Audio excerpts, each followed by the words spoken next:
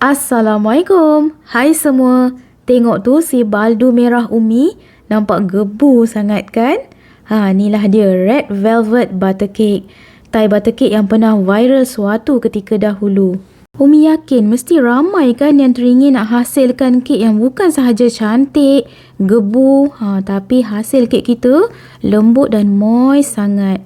Ramai yang mencuba tapi disebabkan salah teknik. Kadang kek kita jadi mendap lah, bantat, keras. Permukaan kek tak flawless, berlubang-lubang. Kadang disebabkan permukaan kek atas tu basah, melekat-lekat. Macam-macam lagi kan masalah. Macam Umi sendiri pun pernah hadapi masalah-masalah tersebut. Jadi dalam tutorial kali ini Umi nak highlight kan poin-poin penting tersebut. Harap anda newbie-newbie kat luar sana yang nak belajar baking cake tu, jangan skip video ni. Kerana setiap 1 minit tu ada je poin-poin penting yang Umi nak share dengan anda semua. Jom kita cuba sampai berjaya. Bahagian yang paling penting sebelum kita mula baking cake adalah persiapkan dahulu loyang. Di sini Umi pakai loyang 8 inci, 8 x 8 x 3 inci. Oleskan dengan sedikit margarin untuk kita lekatkan parchment paper.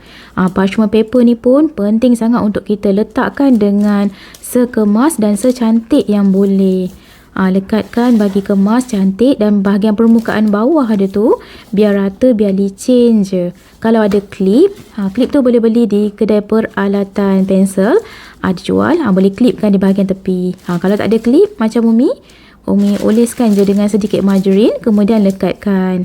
Penting untuk kita cantikkan parchment paper ni supaya tak ada ruang-ruang yang terbuka di bahagian, terutama di bahagian penjuru loyang tu, bahagian tepi-tepi tu. Kita tak nak adunan kek nanti meleleh keluar masa dibakar. Itulah pentingnya cantikkan kita punya loyang supaya kek kita naik gebu dan tinggi. Kemudian bahan penting seterusnya, di sini Umi ada 5 biji telur grade A. Kalau anda gunakan grade B, boleh tambahkan lagi sebiji. Tapi sebaiknya untuk buat kek ni, gunakan telur grade A. Macam mana nak tahu telur kita tu masih fresh atau tidak? Kita boleh tengok dari putih telur tersebut ataupun kuning telurnya. Kalau putih telur tu pekat, macam jelly gitu kan, bertali gitu, maknanya kita punya telur tu masih fresh. Dan kuning telur tu tak mudah pecah. Kalau kita pakai telur yang fresh ni, kek kita akan mudah naik gebu dan kembang sekembang-kembangnya. Senanglah telur tu nak sebati dalam adunan. Bahan seterusnya, ni dia buttermilk. Buttermilk ni adalah sejenis susu yang sedikit masam dan berlemak. Fungsinya untuk bagi kek kita lebih gebu, lebih lembut. Ni Umi beli di kedai bakery. Kalau anda tak ada buttermilk ni, boleh je buat sendiri. Campurkan susu fresh milk dengan sedikit cuka makan. Sebelum kita nak gunakan, kita goncangkan dahulu. Kemudian Umi dah siap-siap sukat 80 ml je Umi akan masukkan dalam adunan Umi nanti. Bahan penting seterusnya dalam adunan kek Umi, ni dia double action baking powder. Dia tak sama macam baking powder yang biasa tu. Hasilnya kek kita lagi bertambah-tambah gebu dan tinggi. Boleh dapatkan di kedai bakery. Untuk bagi rasa red velvet yang lebih padu, gunakan red velvet Emalco. Untuk butter, Umi guna 250 gram buttercup. Pastikan butter tu dalam keadaan masih sejuk tapi tak keras. Supaya bila kita beat butter ni nanti, butter ni mudah kembang dan gebu. Jangan pakai butter yang dah lembek ataupun dah berada di suhu bilik yang terlalu lama. Nanti susah kita nak dapatkan butter yang gebu. Umi beat butter ni selama lebih kurang 15 minit. Sesekali boleh matikan mixer, kaut balik bahagian tepi-tepi dan bawah bowl. Boleh nampak tu kan, masih ada butter yang kuning-kuning tu. Kita tak nak nampak butter kuning tu. Kita akan beat butter ni sampailah butter tu jadi berwarna putih pucat dan gebu segebu-gebunya. Umi beat butter ni sahaja lebih kurang 15 minit, 15 ke 17 minit gitulah. Beat butter ni, kita nak butter ni betul-betul kembang dan gebu. Barulah hasil kek kita nanti pun akan gebu dan naik tinggi. Tak nak ada warna-warna kuning butter tu lagi dah. Kita nak bagi dia betul-betul jadi putih, berwarna putih kembang. Boleh nampak kan beza awal tadi butter yang kita letak tu warna kuning, sekarang ni dah nampak putih dan pucat. Dah nampak kembang tu, boleh nampak tak ada kuning-kuning lagi dah butter. Dah nampak gebu butter kita, fluffy, lembut je kan. Umi akan sambung beat lagi, hinggalah lebih kurang 15 minit Umi ada beat butter ni. Pastikan sekali-sekala matikan mixer, lebih kurang lepas 5 minit gitu matikan mixer. Kita kaut balik bahagian tepi-tepi dan bawah bowl tu, bawa adunan butter tu ke tengah sebab kita nak semua adunan butter ni betul-betul sebati dan semuanya gebu dan bertukar warna, jadi warna yang putih dan pucat gini. Nampak tu butter kita dah gebu kan, dah nampak mengembang elok gini. Nampak tu dah licin adunan butternya. Barulah masukkan 250 gram gula caster. Pastikan guna gula caster, jangan guna gula kasar yang gula pasir yang untuk masak tu, sebab nanti adunan kita susah nak gebu. Umi beat butter dengan gula ni pun sama, lebih kurang 15 minit. Sesekali matikan mixer, kaut balik bahagian tepi-tepi dan bawah bowl. Bawa adunan butter dan gula tu ke tengah. Kemudian sambung beat lagi hinggalah butter dan gula ni pula mengembang dan gebu. Part ni pun sangat-sangat penting ya. Beat butter dan gula tu hinggalah betul-betul naik kembang dan betul-betul gebu segebu-gebunya. Umi beat ni selama lebih kurang 15 minit. Tak perlu sampai gula tu betul-betul hancur. Cukup sampai kita punya adunan tu betul-betul dah nampak kembang. 15 minit tu kira okey sangat-sangat dah untuk bagi adunan butter dan gula ni betul-betul kembang, gebu. Sebab kita tak nak kek kita rendah, kita nak kek kita tinggi kan. Jadi kena beat lama. Lebih kurang macam ni lah hasilnya.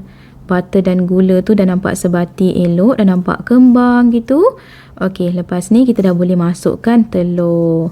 Sambil kita beat tu, kita beat pakai high speed, paling tinggi, speed paling tinggi. Masukkan telur sebiji demi sebiji. Masukkan satu biji, selang 1 minit, masukkan lagi sebiji. Sebab kita nak adunan telur tu biar betul-betul sebati dulu, baru masukkan lagi sebiji telur. Lepas tu setelah telur yang ketiga tu, boleh matikan sekejap mixer, kaut balik, kemudian kita sambung mix lagi sambil masukkan baki lagi telur-telur yang ada tu.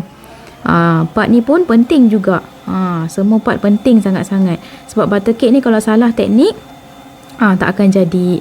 Kita kena beat butter, gula dan telur ni supaya adunan kita tak kedel. Kedel tu macam mana? Nanti Mia akan tunjukkan contoh adunan yang kedel. Sesekali boleh matikan mixer untuk kita scrape bahagian tepi-tepi dan bawah bowl. Bawa adunan ke tengah supaya telur kita mudah sebati. Okey, Mia nak tunjukkan. Inilah contoh adunan yang kedel. Telur tu masih belum betul-betul sebati lagi. Nampak tu adunannya masih berketul lagi kan? Maknanya telur tu belum betul-betul sebati bersama dengan adunan. Jadi kita kena sambung beat lagi. Umi beat ni, telur ni sahaja lebih kurang 15 minit. Nampak tu, adunan telur kita dah nampak sebati. Adunan pun nampak lebih licin, nampak berkilat. Maknanya telur dah sebati sempurna ni. Tak ada lagi lah ketulan-ketulan tadi tu kan, yang berpecah gitu, tak nampak kedel lagi dah. Okey, lepas ni kita dah boleh masukkan tepung. Tepung ni Umi gunakan tepung naik sendiri, sukat 285 gram. Kemudian campurkan dengan 1 sudu besar double action baking powder dan juga 1 sudu besar serbuk koko. Ayakkan dahulu ya. Penting untuk kita ayakkan untuk elakkan bahan-bahan kering ni berketul. Kemudian sambung beat lagi. Lepas kita dah masukkan bahan-bahan kering dan tepung ni, pastikan guna speed nombor 2. Jangan guna speed yang lebih tinggi dari nombor 2 sebab kita tak nak adunan kek kita ni overbeat.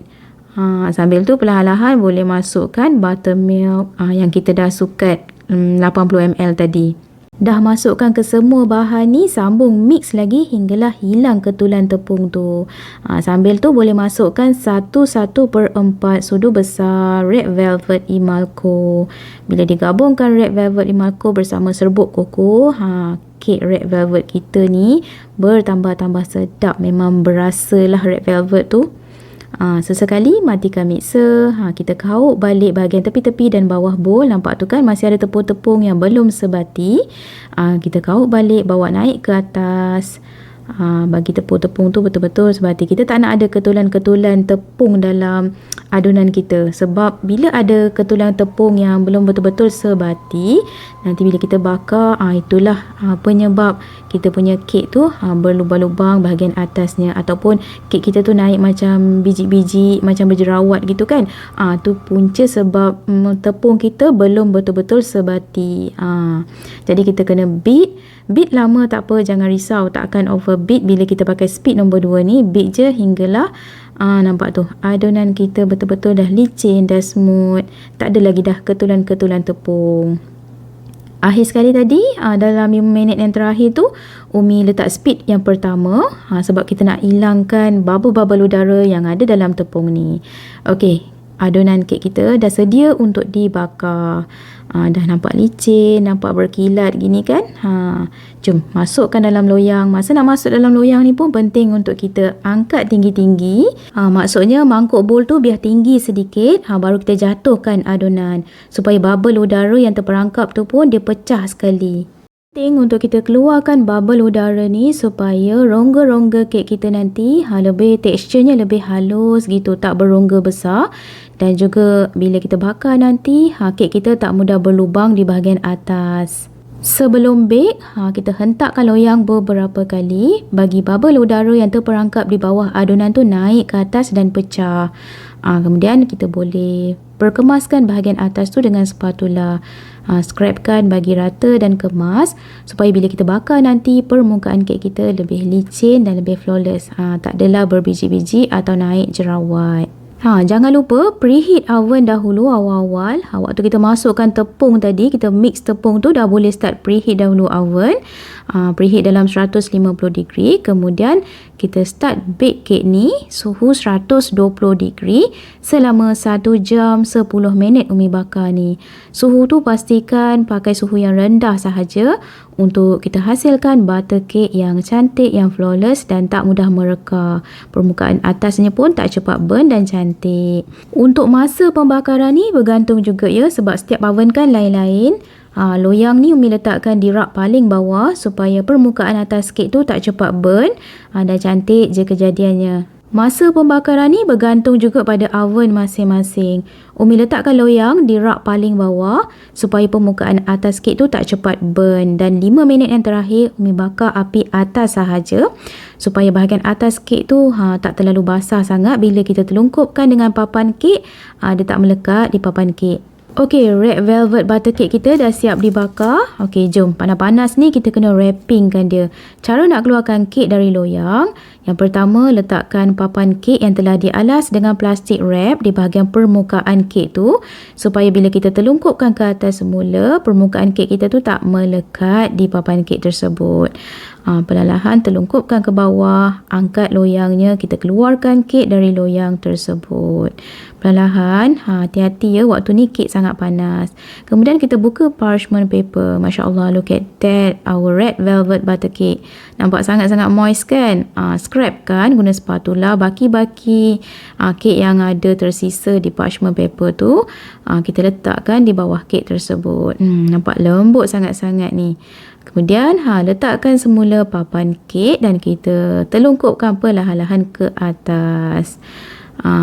Buka papan kek yang di bahagian atas tu perlahan-lahan. Bila kita wrapping dengan plastik wrap ni, nampak tu kek kita tak melekat pun di bahagian atasnya. Kemudian kek ni masih panas lagi ni. Ramai yang tanya Umi, kena wrapping masa kek sejuk ke masa kek masih panas-panas? Jawapannya, kita kena wrapping masa kek masih panas-panas. Tujuannya sebab apa? Okey, ada dua. Yang pertama, kita nak pastikan permukaan kek kita tu licin dan rata. Sebab itulah kita kena wrapping kek kita ni. Kita nak ratakan permukaan atasnya. Sebab lepas kita bakar tadi, kek kita agak menggelembung sikit kan, naik tinggi kan. Jadi kita nak ratakan, nak nampak kita nak licinkan permukaan dia, kita kena wrapping. Sebab yang kedua, wap panas itulah yang membantu beri efek moisture yang lebih pada kek. Jadi kek kita tu akan kekal lembap dan lebih terasa moist dia. Itulah sebabnya. Umi akan sejukkan sekejap dalam chiller, lebih kurang 1 malam jugalah ni Umi sejukkan ni. Sebab nak bagi firm sikit dan bagi permukaan atas dia betul-betul licin dan rata. Okey, jom kita buka. Masya Allah, look at that. Red velvet butter cake Umi.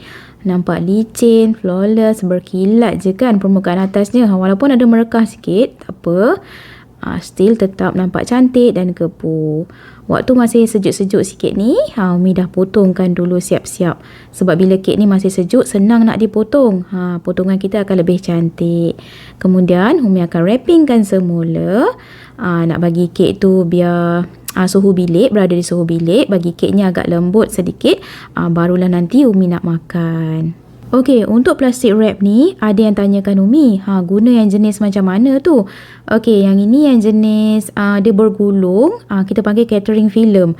Plastik wrapping ni dia lebih lembut tau. Dia lebih lembut, senang kita nak perkemaskan, kita nak tarik-tarik bagi kemaskan, bagi permukaan atasnya tu nampak licin gitu. Anda boleh dapatkan di kedai-kedai bakery, ada dijual. Nampak tu? Dia nampak cantik gitu kan. Kita dah wrapping kemas. Okey, kita akan tunggu, kita akan bagi kek ni hilang sejuk sekejap. Okey, inilah hasil setelah Umi biarkan 2 jam di suhu bilik. Moisture-nya tu makin naik. Hai, bau red velvet dia tu yang tak tahan ni. Okeylah, sementara nak tunggu Umi rasmikan ni, sekian sahaja dalam tutorial kali ni. Umi harap tutorial serta resipi red velvet butter cake ni sedikit sebanyak membantu anda yang first time nak mencuba buat butter cake di luar sana, boleh buat dengan jayanya. Segala tips-tips serta teknik-teknik yang penting yang telah Umi highlightkan dalam video, harap-harap dapat membantu anda semua. Jumpa anda di episod akan datang dengan pelbagai lagi resipi-resipi menarik hanya di channel Umi Atia Atif Kitchen. Jangan lupa subscribe, like dan tolong sharekan video ni jika anda rasa ianya bermanfaat. Dan jumpa lagi. Assalamualaikum. Bye.